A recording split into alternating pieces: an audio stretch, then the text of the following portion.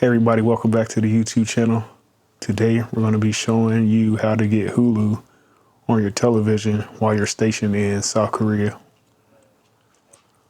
So just to verify that we are in South Korea, if you look out here, let me move this curtain. If you look out here, you'll see a little M mark and get this thing to focus. All right, so you see M mark across the street, and yeah, we are in South Korea.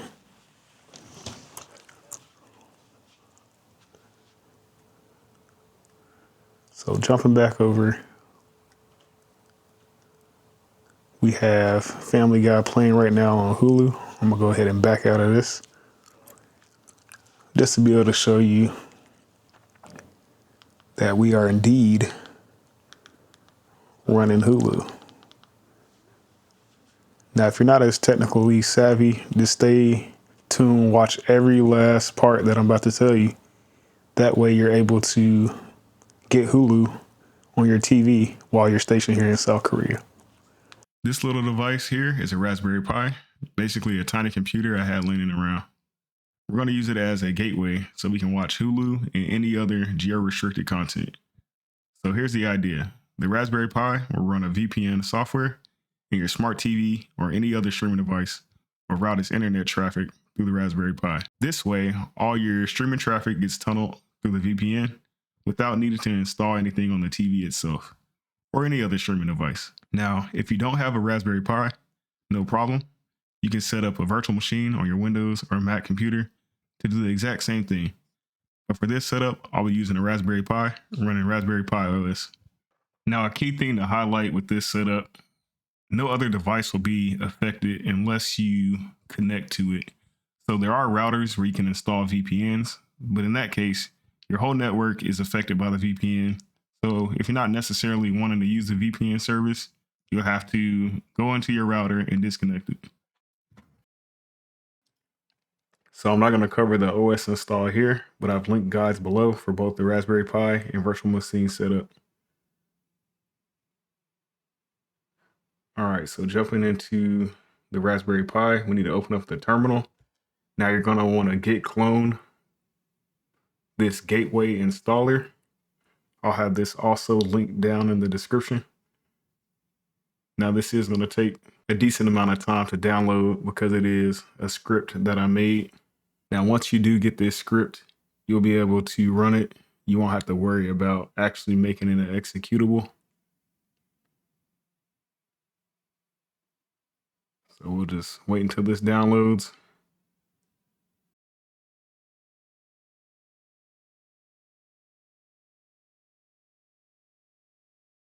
Now we're going to CD into Gateway Installer and we'll run ls. And here you'll see 3 scripts. We're going to be running the Gateway Installer script. Now this chmod +x will not be necessary for you. I just forgot to upload the executable. Now we just run Gateway Installer by doing /gatewayinstaller.sh. So once we run this script, it's going to begin installing PIA VPN. Now we did speed this up. One thing that you'll be required to have is a PIA VPN subscription. I've linked their website down in the description below. The script will ask you for your PIA username and password. Enter those when prompted. And if you hit an error, just rerun the script. And you should get this end screen here where it says all done and for you to reboot your system. We're going to want to open up the PIA GUI.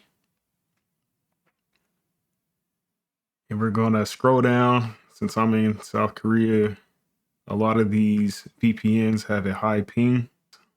Now we have the one here that says East Optimize.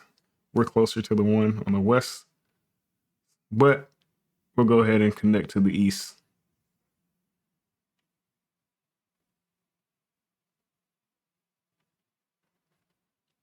Now it does take quite a bit of time to connect to that server, but once we're connected, we're going to hop over back to the terminal and we're going to ping google.com. Now, if you're seeing what I'm seeing, it says operation not permitted. We'll try it one more time. Same thing, we're getting operation not permitted. So we'll hop back over to the GUI. We're going to disconnect and reconnect to the VPN.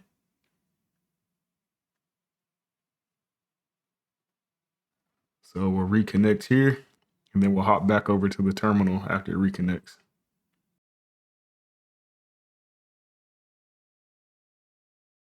All right, we're connected. We're going to do ping www.google.com.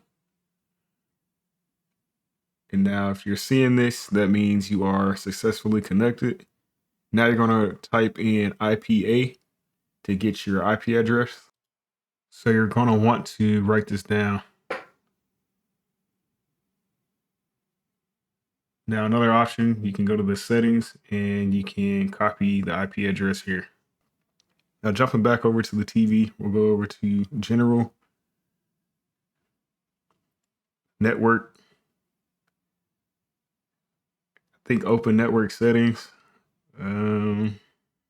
Actually, no, it's Network Status. So go back to Network Status. You got to wait for this to connect. Now you want to go to your IP settings. Now yours will be on Obtain automatically.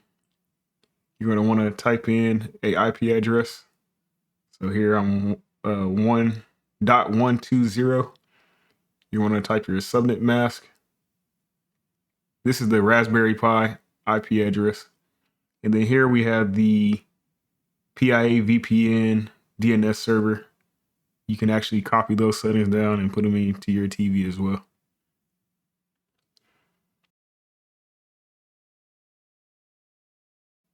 All right, we are connected. Now, just to confirm, we will go to whatismyipaddress.com. And as you can see in the middle, it says you are using a VPN. We're going to want to copy this down just to verify that we are being routed through the VPN. So now that we confirm that the IP address matches, we are set up to use any streaming service. So first we're going to hop over to Hulu again, just to make sure everything's running smoothly. We're going to play some Rick and Morty. Now this will take a while to connect because you're using that VPN service. Now we'll run over to Tubi. We'll play 2012. Again, this will take a while to connect because we are using that VPN service. And as you can see, once we're connected, we're able to view whatever we want to view. Now we're going to jump over to Peacock. We're going to play Love Hurts.